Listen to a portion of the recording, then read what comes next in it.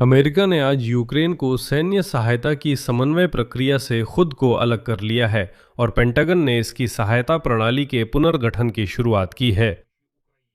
3.5 साल तक सहायता का वितरण और सहयोगियों के साथ काम करने वाले समन्वय समूह की मुख्य जिम्मेदारियां अब खुद यूरोपीय सहयोगियों के नेतृत्व में चली जाएंगी। जो अमेरिकी संसाधन मुक्त होंगे वे वॉशिंगटन की अन्य प्राथमिकताओं पर लगाए जाएंगे। साथ ही पैट्रियट इंटरसेप्टर मिसाइलों के उत्पादन लाइसेंस को लेकर खींचतान जारी है। डोनाल्ड ट्रंप सार्वजनिक रूप से यूक्रेन में इनके उत्पादन के लाइसेंस की पुष्टि नहीं करते, लेकिन पर्दे के पीछे बातचीत जारी है जैसा कि पता चला है, और पेंटागन पहले ही इन मिसाइलों के उत्पादन के विस्तार में $3 अरब निवेश कर चुका है। इस एपिसोड में हम दोनों कहानियों और ये कैसे अमेरिकी सैन्य मशीन के समग्र पुनर्गठन से जुड़ी हैं इसका विश्लेषण करेंगे। मैं पहले ही कह दूं कि इसमें कोई बड़ी त्रासदी नहीं है, लेकिन यह समझना जरूरी है कि यूक्रेन को दी जा रही सैन्य सहायता की पूरी प्रणाली वास्तव में युद्ध के लिए है। इसमें बदलाव आ रहा है। अगले एपिसोड में हम दोनों का विश्लेषण करेंगे।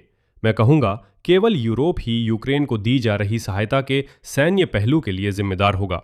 मेरा नाम अलेक्सेई पीची है। आइए इस विषय पर चर्चा करें। लेकिन इससे पहले कि हम इस विषय पर चर्चा शुरू करें और यह समझें कि वे कैसे जुड़े हैं, मैं आपसे अनुरोध करूंगा कि आप इस चैनल को सब्सक्राइब करें। इस एपिसोड में हम दोनों का विश्लेषण करेंगे जो अमेरिकी युद्ध के पुनर्गठन से जुड़े हैं। तो चलिए शुरू करते हैं यूक्रेन को सैन्य समर्थन के तंत्र के पुनर्गठन की मुख्य खबर से। संयुक्त राज्य अमेरिका की सशस्त्र सेनाओं की यूरोपीय कमान के बयान के अनुसार पेंटागन के प्रमुख पिट हेग्सेट ने यूक्रेन को सुरक्षा सहायता देने वाले समूह के पुनर्गठन का आदेश दिया है।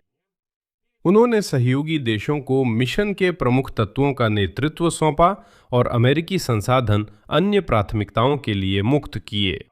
और अब यूरोपीय कमान में अमेरिकी सेना ये जोर देती है कि ये पुनर्गठन यूक्रेन को अमेरिका की ओर से मिलने वाले समर्थन के स्तर में कोई कमी नहीं लाएगा। उदाहरण, ये पुनर्गठन यूक्रेन को सुरक्षा सहायता प्रदान करने में कार्यात्मक दक्षता और प्रभावशीलता बढ़ाने की अनुमति देगा, क्योंकि इस मिशन के मुख्य तत्वों का नेतृत्व सहयोगी देशों को सौंपा जाएगा और अमेरिकी संसाधनों को अमेरिका की अन्य वैश्विक प्राथमिकताओं के लिए मुक्त किया जा सकेगा।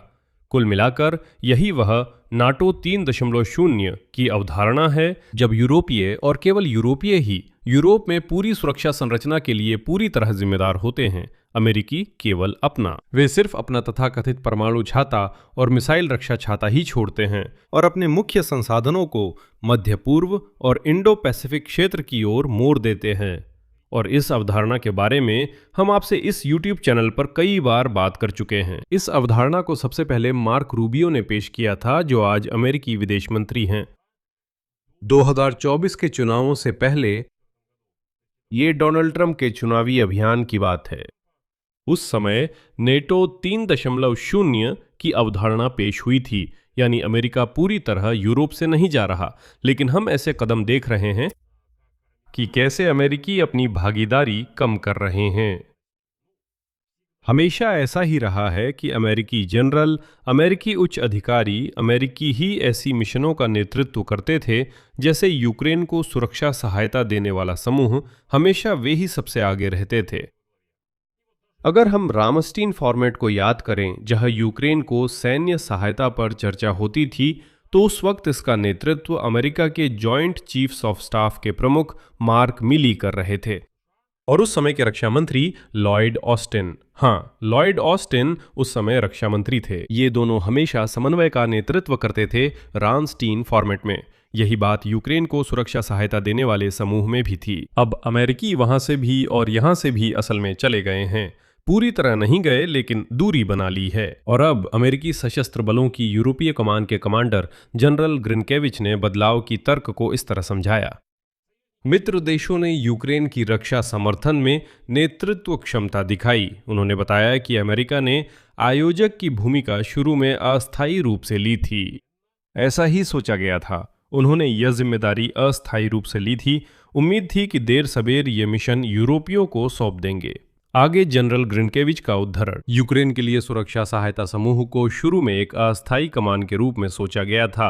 इसका संक्रमणकालीन चरण प्रगति पर आधारित है। जो हमने पहले ही हासिल किया है वह यूक्रेन में स्थायी शांति की स्थिति बनाने में मदद करता है। संक्षेप में याद दिला दूं कि पिछले 3.5 साल में इस समूह ने सुरक्षा क्षेत्र में $2 अरब से अधिक की सहायता वितरित की है। यही समूह सहयोगियों और भागीदारों के साथ समन्वय करता रहा है और यूक्रेन के लिए उनके समर्थन के विस्तार में भी योगदान दिया है।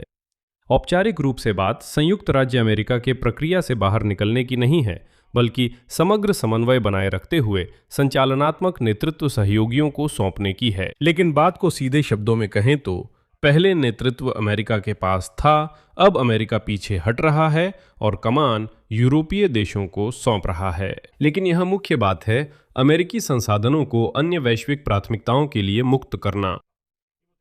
और इसी बात को आपको पेट्रियट मिसाइलों के मुद्दे के साथ जोड़कर समझना चाहिए, क्योंकि असल में ये सब एक ही तस्वीर के हिस्से हैं। अमेरिका इस समय अपने सैन्य संसाधनों को कई एक साथ चल रहे तनाव के मोर्चों के बीच पुनर्वितरित करने की कोशिश कर रहा है। यूक्रेन, मध्य पूर्व और अपनी अमेरिकी भंडार को बढ़ाने का समग्र कार्य, खासकर जब इंडो पैसिफिक क्षेत्र में युद्ध का खतरा भी बना हुआ है।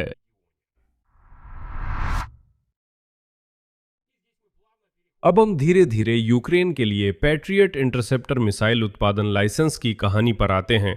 यहाँ तारीखों और तथ्यों को साफ रखना जरूरी है, क्योंकि संकेत इस समय विरोधाभासी हैं। डोनाल्ड ट्रंप ने कहा कि सहमति नहीं बनी है और यूक्रेन को लाइसेंस नहीं मिलेगा।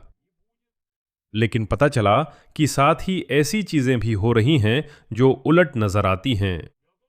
असल में आज नाटो में अमेरिका के स्थायी प्रतिनिधि मैथ्यू विटेकर ने बयान दिया कि पैट्रियट इंटरसेप्टर मिसाइलों के लाइसेंस प्राप्त उत्पादन के लिए दीर्घकालिक समझौता वास्तव में इस सर्दी तक यूक्रेन के पास नहीं होगा। विटेकर ने बताया कि बातचीत चल रही है, लेकिन ध्यान दें वे शुरुआती चरण में हैं और इसमें काफी समय लगेगा। अभी फिलहाल भविष्य के सौदे के तकनीकी और कानूनी पहलुओं पर चर्चा हो रही है। आगे इसी समय अमेरिकी कांग्रेस के प्रतिनिधि सभा के सदस्य माइक टर्नर ने पुष्टि की कि हाँ, यूक्रेन को पैट्रियट तकनीकों तक अधिक व्यापक पहुंच देने के लिए बातचीत चल रही है, ताकि देश उत्पादन शुरू कर सके और पूरी तरह से रक्षा तकनीकों में महारत हासिल कर सके। लेकिन बात यह है कि यह एक बहुत ही जटिल प्रक्रिया है और यह स्पष्ट है कि वहाँ ढेर सारे मुद्दों के समन्वय का चरण भी काफ़ी समय लेगा। और मैं याद दिला दूं कि जुलाई में ही यह पता चला था कि डोनाल्ड ट्रंप ने ज़ेलेंस्की को इस सर्दी यूक्रेन को 300 पैट्रियट मिसाइलें देने की मांग से इनकार कर दिया था। तभी विचार आया कि लाइसेंस दे दें ताकि वे खुद ये मिसाइलें बना सकें। द अटलांटिक मैगजीन के अनुसार ज़ेलेंस्की ने ट्रंप से इन ठिकानों की सुरक्षा के लिए मिसाइलें मांगी थीं। ऊर्जा अवसंरचना की सुरक्षा और संभावित सर्दियों के हमलों का मुकाबला करने के लिए, और यहाँ एक आंकड़ा है जो बहुत कुछ समझा देता है। सामरिक और अंतर्राष्ट्रीय अध्ययन केंद्र के आंकड़ों के अनुसार मध्य पूर्व में संघर्ष शुरू होने के बाद पेंटागन के पास केवल इतना ही बचा है। यहां एक बिल्कुल सटीक आंकड़ा है।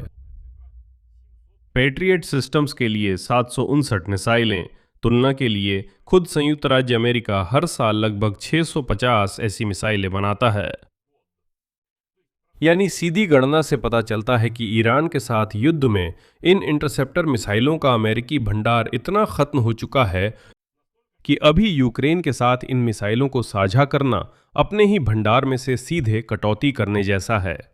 दूसरी तरफ, और इसी बारे में अटलांटिक भी लिखता है, असल में ये मिसाइलें यूरोपीय देशों के पास हैं। उदाहरण के लिए दक्षिण कोरिया के पास भी ये मिसाइलें हैं, अगर मैं गलत नहीं हूं। जापान के पास तो ये निश्चित रूप से हैं। कुछ सहयोगियों के पास मध्य पूर्व में भी ये मिसाइलें अब भी हैं। अगर देखा जाए तो कुछ भंडार है और चाहे तो इन मिसाइलों को इकट्ठा किया जा सकता है। लेकिन साथ ही एक उल्टा प्रक्रिया भी चल रही है। इन मिसाइलों का बड़े पैमाने पर उत्पादन बढ़ाया जा रहा है। 3 अगस्त को संयुक्त राज्य अमेरिका के युद्ध मंत्रालय ने लॉकहीड मार्टिन और नॉर्टन ग्रमन कंपनियों के साथ एक रूपरेखा समझौते पर हस्ताक्षर किए, जिसका उद्देश्य पैट्रियट सिस्टम के लिए PAC-3 इंटरसेप्टर मिसाइलों और CAAD इंटरसेप्टर के घटकों के निर्माण के लिए उत्पादन क्षमता का विस्तार करना है।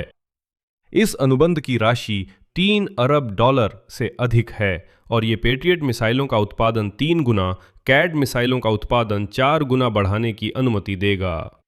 घटकों के लिए समझौते की राशि नहीं बताई गई है, लेकिन यह ज्ञात है कि दस्तावेज में PAC-3 के लिए ठोस ईंधन रॉकेट इंजनों की आपूर्ति के लिए दूसरे स्रोत की स्थापना का प्रावधान है। साथ ही सुरक्षित इग्निशन डिवाइस के उत्पादन में भी वृद्धि की जाएगी, मतलब असल में इसके लिए अतिरिक्त सुविधाएं शुरू की जाएंगी।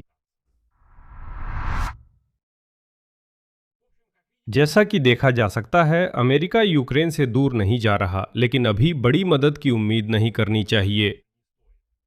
एक तरफ अमेरिका यूक्रेन को दी जाने वाली मदद का संचालन यूरोपीय सहयोगियों को सौंप रहा है और अब खुद इसका संचालन नहीं करेगा। दूसरी ओर इस पृष्ठभूमि में कि ईरान के साथ युद्ध के कारण अमेरिका के पास खुद के प्रमुख वायु रक्षा हथियारों का भंडार घटकर केवल 759 मिसाइलों के गंभीर स्तर तक आ गया है, वॉशिंगटन एक ही समय में यूक्रेन को अभी और यहीं पैट्रियट प्रणाली की सीधी आपूर्ति को रोक रहा है, लेकिन भविष्य के लिए उत्पादन को कई गुना बढ़ाने में अरबों डॉलर का निवेश कर रहा है। और इसके साथ साथ वो यूक्रेनी पक्ष को इंटरसेप्टर मिसाइलों के उत्पादन की तकनीक हस्तांतरित करने के लिए भी बातचीत कर रहा है, ताकि भविष्य में कीव आवश्यक हथियारों का उत्पादन खुद कर सके और घट चुके अमेरिकी भंडारों पर निर्भर न रहे। इस बारे में मैं अभी कुछ टिप्पणियों का जवाब देना चाहता हूं। देखिए, मुझे उम्मीद नहीं थी, एक बार फिर मुझे उम्मीद नहीं थी, लेकिन मैंने समझ लिया कि ऐसे लोगों तक अपनी बात पहुंचाना नामुमकिन है। माफ़ कीजिए, यह थोड़ा विषयांतर होगा। अगर आपको दिलचस्प ना लगे तो आप थोड़ा आगे बढ़ सकते हैं। मेरे हालिया एपिसोड में बताया गया था कि बेंयामिन नेतन्याहू इजराइल के प्रधानमंत्री हैं। 2023 में मेरे ख्याल से न्यूयॉर्क टाइम्स के अनुसार उन्होंने यूक्रेन को आयरन डोम एयर डिफेंस सिस्टम देने से रोक दिया था, जो उस समय अमेरिका में थी। उन्होंने वीटो कर कहा, नहीं, ये सिस्टम यूक्रेन को नहीं दिए जा सकते। साथ ही जैसा कि कहा जाता है, उसी एपिसोड में मैंने दूसरी जानकारी भी दी थी कि अभी इसी वक्त यूक्रेन और इजराइल एक दूसरे के साथ संयुक्त राज्य अमेरिका से सैन्य सहायता प्राप्त करने के मामले में प्रतिस्पर्धा कर रहे हैं, जो कि बिल्कुल स्पष्ट है। तो लोगों ने अपने लिए ये निष्कर्ष निकाला कि जैसे मैं संसाधनों के लिए प्रतिस्पर्धा में उसका प्रतिद्वंदी हूं, और मैं ये तर्क दे रहा हूं कि बेंयामिन नेतन्याहू ने कभी हमारे लिए आयरन डोम की आपूर्ति क्यों रोक दी थी, जो कि असल में ऐसा बिल्कुल नहीं है। मेरी तरफ से ऐसा कोई तर्क कभी नहीं आया। लोग अपने निष्कर्ष निकालते हैं और उन्हें इसका अधिकार है। जैसा कि मैं कहता हूं, किसी को गलत राय रखने का भी अधिकार है। मतलब कोई दिक्कत नहीं है, ठीक है, आपने ऐसे निष्कर्ष निकाले, ये आपका मामला है। बस एक ही बात है, इन निष्कर्षों को मुझसे मत जोड़ें। बस मुझे सबसे ज़्यादा पसंद है जब लोग खुद ही कुछ सोच लेते हैं, जानकारी सुनकर अपने मन से कुछ बना लेते हैं। उदाहरण के लिए, मुझे पहले ही यहूदी विरोधी कहा जा रहा है और लोगों से कहा जा रहा है कि अलेक्से पेचिया के खिलाफ विरोध करें क्योंकि उसने नेतन्याहू के बारे में कुछ कहा। मेरे लिए बहुत अजीब लगता है जब मुझे अलेक्से पेचिया को यहूदी विरोधी कहा जाता है। अगर आप देखें इस YouTube चैनल पर मेरे एपिसोड्स का इतिहास, ये कहना बहुत मुश्किल है, लेकिन कुछ कम समझदार लोग हैं जिन्होंने वहाँ टिप्पणियों में पेचिया का बहिष्कार घोषित कर दिया। तो बात यह है कि असल में जब हम ये खबर सुनते हैं कि यूक्रेन में इन मिसाइलों के उत्पादन के लिए लाइसेंस देने पर बातचीत वहाँ रुक जाती है। जैसा ट्रंप कहते हैं, लाइसेंस नहीं मिलेगा तो समझ लें ये लंबी प्रक्रिया है। ये स्पष्ट है कि कोई भी यूं ही लाइसेंस नहीं देगा। केवल इस पूरी प्रक्रिया पर चर्चा शुरू करने के लिए भी लाखों तकनीकी और कानूनी दस्तावेजों पर हस्ताक्षर करने पड़ते हैं। लेकिन देखिए, मैंने पिछले एपिसोड का जिक्र क्यों किया, क्योंकि कुछ लोग ऐसे भी थे जिन्होंने लिखना शुरू कर दिया कि देखिए, नेतन्याहू ने 2023 में यूक्रेन को आयरन डोम एयर डिफेंस सिस्टम देने से इनकार क्यों किया। वजह थी यूक्रेन में भ्रष्टाचार। और इसका मतलब ये सिस्टम रूसियों के हाथ लग सकते थे या भगवान न करे ईरान के हाथ लग सकते थे। यूक्रेनियंस ये टेक्नोलॉजी रूस या ईरान को दे सकते हैं, उन पर भरोसा नहीं किया जा सकता। क्या आप लोग पागल हो गए हैं? तो फिर आपको क्या हो गया है जो ऐसे कमेंट्स लिख रहे हैं? ऐसा करते हैं, यूक्रेन में पैट्रियट एयर डिफेंस और मिसाइल डिफेंस सिस्टम्स मौजूद हैं। ये यूक्रेन में हैं। अगर आपकी ही लॉजिक से देखें तो ये सिस्टम्स अब तक रूसियों और ईरानियों के हाथ क्यों नहीं लगे? ये तो बस एकदम बकवास है। चलिए मुख्य विषय पर लौटते हैं। जैसा मैंने वादा किया था, विषयांतर खत्म, अब आगे बढ़े। तो इन सभी चर्चाओं के बीच व्हाइट हाउस के रूस मामलों के पूर्व विशेषज्ञ थॉमस ग्रैहम का न्यूयॉर्क टाइम्स के लिए एक लेख प्रकाशित होता है और इस लेख में आज कहा गया है, डोनाल्ड ट्रंप के पास रूस के यूक्रेन के खिलाफ युद्ध को खत्म करने के कूटनीतिक प्रयासों की अगुवाई करने का वास्तविक मौका है, लेकिन यह जल्द खत्म हो सकता है। उनके अनुसार यूक्रेन रूसी क्षेत्र के भीतर सैन्य ठिकानों और ऊर्जा अवसंरचना पर हमलों की संख्या बढ़ा रहा है और रूस एक ही समय में यूक्रेनी शहरों और महत्वपूर्ण ठिकानों पर हमले तेज कर रहा है। यूक्रेनी वायु रक्षा के लिए मिसाइलों की कमी का फायदा उठाने की कोशिश कर रहा है, यानी वही कमी जिसके बारे में हमने ऊपर बात की थी। ग्रैहम लिखते हैं कि ऐसी स्थिति में तुरंत गहन वार्ता की जरूरत है और केवल वॉशिंगटन के पास ही इतनी ताकत और राजनीतिक प्रभाव है कि वह ऐसी वार्ता करवा सके। मकसद, जैसा कि कहा जाता है, युद्ध को अभी तुरंत रोकना नहीं है, बल्कि शटल डिप्लोमेसी की नींव रखना है ताकि यूक्रेन और रूस के बीच भारी मतभेदों को दूर करने की कोशिश की जा सके। अगर रूस बातचीत को तैयार नहीं होता तो ट्रंप यूक्रेन को इंटरसेप्टर मिसाइलें दे सकते हैं, जिससे पुतिन का सबसे बड़ा तुरुप का पत्ता छिन जाएगा और यूक्रेन मॉस्को पर हमले जारी रख सकेगा। और अब व्लादिमीर पुतिन यूक्रेन पर बैलिस्टिक मिसाइलों से इतनी बेरहमी और बिना सजा के हमला नहीं कर पाएंगे। आगे क्या होगा, चलिए ऐसे समझते हैं। पहला परिदृश्य ये है कि पेंटागन पैट्रियट मिसाइलों के उत्पादन को 3 गुना और CAAT के उत्पादन को अगले 1-2 साल में 4 गुना तक बढ़ा देता है। और तब जब अपनी खुद की कमी दूर हो जाएगी, यूक्रेन को आपूर्ति या उत्पादन लाइसेंसिंग राजनीतिक और भौतिक रूप से तभी संभव है जब अमेरिका का भंडार खतरे में न हो, लेकिन इसमें काफी समय लगेगा। 1-2 साल में ये मुश्किल है। यूक्रेन के लिए मुश्किल समय आ सकता है। दूसरा विकल्प ये है कि कूटनीति की संभावनाएं अभी खुली हैं और वॉशिंगटन वार्ता का नेतृत्व करेगा। हथियारों की विशेष आपूर्ति का मुद्दा फिलहाल व्यापक राजनीतिक समाधान के सामने दूसरे स्थान पर जा सकता है। इसका अर्थ ये नहीं कि आपूर्ति रुकेगी, लेकिन ये फिलहाल प्राथमिक नहीं रहेगा और यूक्रेन को थोड़ा समय मिल जाएगा। और तीसरा सबसे चिंताजनक परिदृश्य यह है कि अगर युद्ध मौजूदा गति से जारी रहता है और अमेरिका के सैन्य संसाधन एक साथ कई संघर्षों के बीच बटे रहते हैं, यूक्रेन को खतरा है कि वो आने वाली सर्दी उसी इंटरसेप्टर की कमी के हालात में गुजारेगा जिसके बारे में खुद व्लादिमीर ज़ेलेंस्की ने चेतावनी दी थी। इसलिए मैं यहाँ पर विराम लगाता हूँ। आपकी राय, आपके निष्कर्ष इस वीडियो के नीचे कमेंट्स में लिखें। दोस्तों, अगर आप स्वतंत्र YouTube चैनल के काम को समर्थन देना चाहते हैं, ये आप हमेशा कर सकते हैं आर्थिक रूप से। वीडियो के डिस्क्रिप्शन में दिए गए लिंक और भुगतान विवरण के जरिए कोई भी डोनेशन देकर या YouTube स्पॉन्सरशिप के जरिए सब्सक्राइब बटन के पास आप स्पॉन्सर बटन दबाकर सुविधाजनक समर्थन चुन सकते हैं। इसके लिए मैं आभारी रहूंगा। चैनल को सब्सक्राइब करें, लाइक करें, अपनी टिप्पणियां लिखें और बेल आइकन दबाएं। बस इतना ही। अपना ख्याल रखें। सबको अलविदा।